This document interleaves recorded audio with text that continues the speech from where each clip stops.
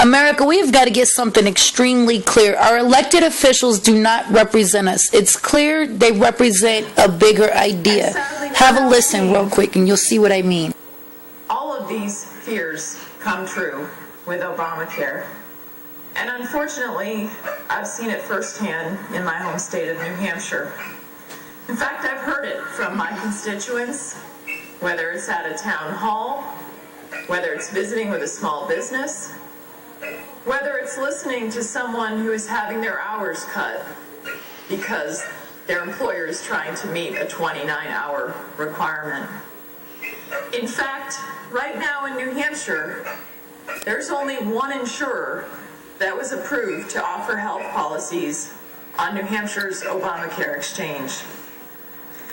And in order to prevent premiums from skyrocketing, and by the way, people in New Hampshire will be paying higher than the national average of premiums under Obamacare, but to prevent them from skyrocketing even further, this lone New Hampshire insurer has been essentially forced to limit its network of providers to exclude 10 of our 26 hospitals. So what does that mean for the people of New Hampshire? Well, several of the hospitals that have been excluded as a result of Obamacare from this exchange and that didn't make the list for coverage are, for example, the Concord Hospital, which serves residents in and around our state capital, and that's not one of the providers in the network.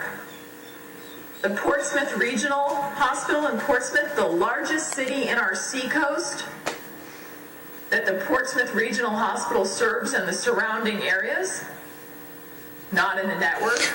Senator Kelly Ayotte, you should be ashamed of yourself. That speech was so compelling, yet you and Senator John Cornyn voted for cloture on Obamacare. Unbelievable. $400 for that same family. We want to expand quality insurance coverage, and we want to improve access to care. The president has put most of the apples with his health care plan in the same sack, which is Medicaid.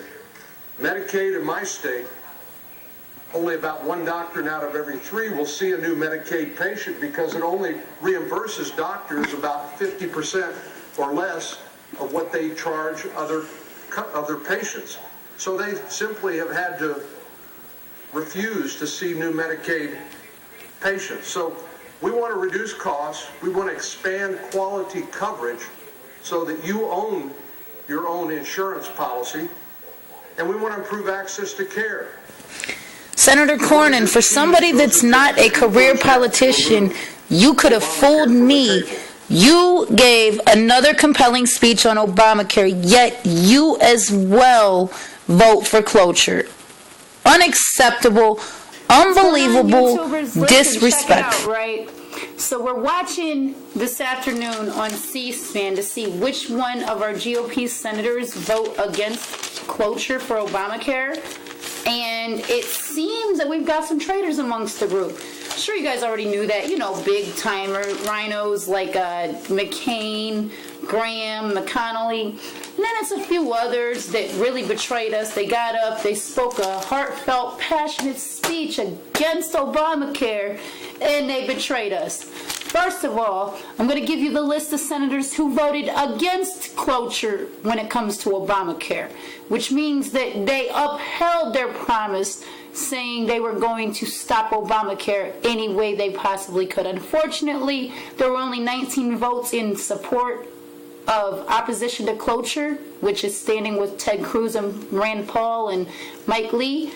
And them names go as follows: Senator Vitters, Senator Paul, Senator Cruz, Senator Lee, Senator Scott, Senator Crapo, Senator Enzi, Senator Fisher, Senator Roberts, Senator Heller, Senator Grassley, Senator Toomey, Senator Moran, Senator Rubio, Senator Shelby, Senator Risch, Senator Infaho, Senator Portman, and Senator Sessions.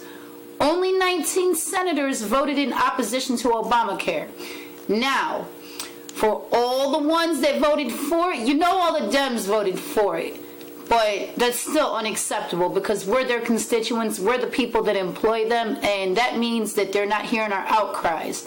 Let's go. Carper, Devonahue, Barrasso, Coons, Menendez, Bennett, Heitkamp, Gillibrand, Burr, Feinstein, Shaheen, Hagan, Levin, Markey, Collins, McCaskill, Udall, Donnelly, Herone, Baldwin, Schumer, Warner, Casey, Thune, Beckidge, Heinrich, Brown, Blunt, Cantwell, Mikulski, McConnell, Cardin, Kane, Reed, Rockefeller, Sanders, Corbin, McCain, Johans, Murphy, Wicker, Durbin, Coates, Manchin, Franken, Reed from Rhode Island, Corker, Graham, Ayotte, Schatz, Isaacson, Tester, Pryor, Chassé, Merkley, Chambliss, Whitehouse, Alexander, Murray, Biden, Klobuchar, Boxer, Coburn, Leahy, Warren, Boozman, Landrieu, Baucus, Johnson, Harkin, Hoeven, Blumenthal, Murkowski, and Nelson. The senators need to be recalled. Everybody that voted against your will, against your voice, because I heard the outcries, I've seen all of their Facebook messages. They cannot sit there and say that their constituents still wanted Obamacare. Now, what's even more outrageous is every time we call the Democratic senators or congressmen offices and their staff members pick up the phones, as soon as you show a little bit of opposition, they tell you you're wrong, and they get to acting really unprofessional, calling you racist, calling you right-wing conspiracy theorist and an anarchist, you know, everything the left wing is made out of us. So this is what we got to do, guys. We have got to do something. They didn't pay attention to our voices. We got to maybe wait and see what Boehner in the House do on Monday. That might be useless to do too. I don't know what we're going to do, but I know that Obamacare is a complete and utter disaster, and I kind of like the idea of the truckers on October 11th through the 13th. I mean, I really, really like the idea. It actually brings joy to my heart. I'm all for it. I'm just going to advise you, because I'm going to stand with the truckers on October 11th through the 13th. Whenever they stage their protest in Washington, D.C., they refuse to haul any freight and no commerce of any kind. What they're asking is if you at home will stay home and refuse to conduct any commerce of any sort. They're asking that you refuse to spend any money, and they're asking that you even shut down Facebook for the next 3 weeks. Now, for those of you saying it can't be done, well, I got news for you. We don't have to sit and wait anymore for the next election, 2014, 2016, 2018. Senator Sherrod Brown, for instance, in the state of Ohio, he's not due for re-election until 2018. However, in the state of Colorado, they did what was called a recall election on September 10th, and it was successful. So, by all means, if our represented officials are not representing the will of their constituents, we have what's called a right to redress of grievance. And if our petitions don't work, then we got to clean house, guys. Because at the end of the day, they've got something a lot more sinister planned for us. You saw how the vote on cloture went. That was almost a trick. They thought you weren't paying attention. Senator Ayotte, all that passionate speech about her constituents in New Hampshire who may have to drive for an hour just to get to the hospital. She still went ahead and voted for cloture. I mean, come on, guys. After all that speech, Graham, McCain, McConnell, they all say, oh, we're not for Obamacare. We've been voting to defund it all along. They had the right, the ability, the vote to defund it, to stop it from going any further. And what did they do? They passed Harry Reid the baton with a vote of cloture so we can move forward to fund Obamacare. Now, I know what the Republicans are thinking. They're thinking that that was a strategic move on behalf of themselves because Obamacare is a disaster. However, like I said, that just goes to prove that they don't have a backbone. They're not going to stand for what they believe in. They're not going to stand for you or what you believe. And your cries are falling on deaf ears. Look at, what's his name from the Teamsters Union, the president of the Teamsters Union. He was a strong supporter of President Obama. He begged Obama not to implement Obamacare. He said he cannot stand idly by while they do this to Americans because it's going to cost millions and millions of people their jobs. Loss of the 40-hour work week. Do they care? No. Why? Well, because they've got their exemptions from Obamacare. So what? We're not guaranteed any exemptions? What's up with that? Guys, we've been sitting at home too long depending on the electoral system. Should have known something was up whenever they had the recall election in Florida, when it was Bush running in for re-election, and his own brother's the governor of Florida. We should have known something was up. The gig was up then. But now it's gotten too blatantly disrespectful and out of control. If you don't stand up, who's going to stand up for you?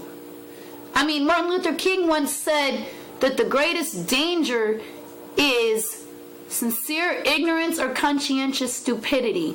He also said, I submit to you, if a man has not found something he is willing to die for, he is not fit to live. So what does that tell you? I mean, come on now. What are we doing here? All that talk on Facebook about how fed up you are. What are you going to do on the weekend of October 11th through the 13th when the truckers strike? Everything goes on the back of a truck. Everything. Your food, your furniture, your clothes. Hey, you know what else comes off the back of the truck? Them little, well, not so little, but the hybrid Department of Homeland Security pre-staged Civil War vehicles in the United States. That comes off the back of the truck. The martial law equipment. Them FEMA coffins and the FEMA camp equipment comes off the back of a truck. Yeah, some of it goes on trains, but a lot of it's coming off the back of a truck. A lot of stuff in this country does not move unless it moves on the back of a truck. So if the truckers aren't moving it, it's not going nowhere. And I know it's a lot of corporate truckers that are saying they're not going to support it. I urge you to support it. There's a rumor that it's going to cause martial law, that it could be what the government wants to implement martial law. Well, so be it. But if we sit around and we do nothing, they're still going to implement martial law. I say we collapse the system. We shut it down, because what they're planning, they're going to shut it down anyways. And then we're going to be like sitting ducks. So either we sit like sitting ducks, lying in wait for the kill, or sheep being led to the slaughter, or we react. We've been being told all along, like, one of the things that is key to, shutting it down and getting some results is to boycott the banks. So what do? We boycott the banks.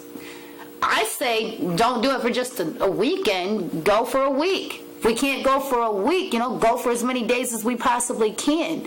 People that are ready for it are going to prepare for it. They're going to get the food they need to stock up on.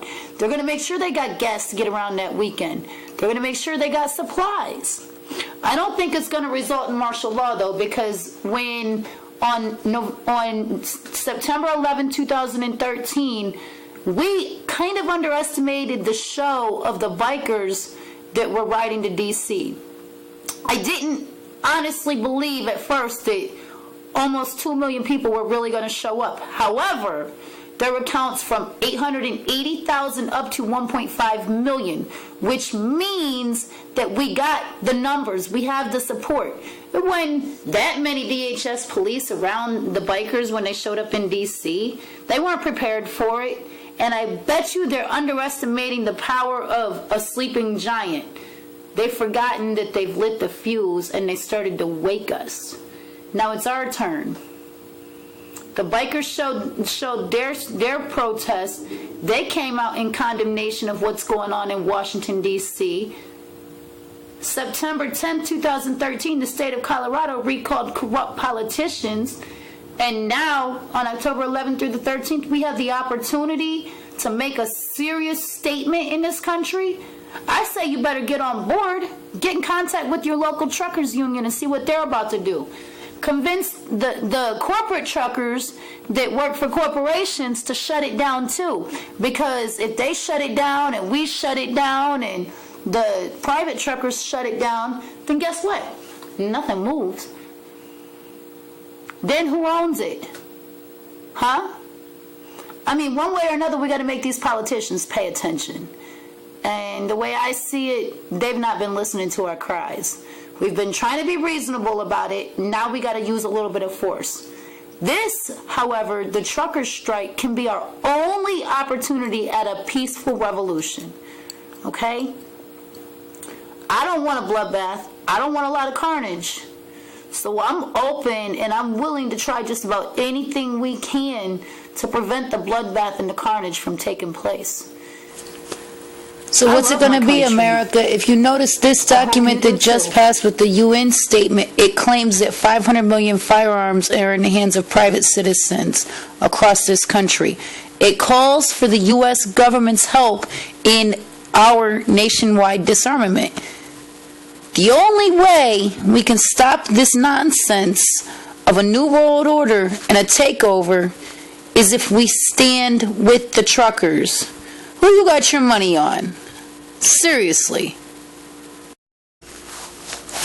Besides, to be completely honest and 100% technical, the people have all the right in the world. We are the fourth branch of government. We are what is supposed to confine our tyrannical elected officials. However, they have gotten greedy, they have become tyrants, and it's time for we the people to take a stand.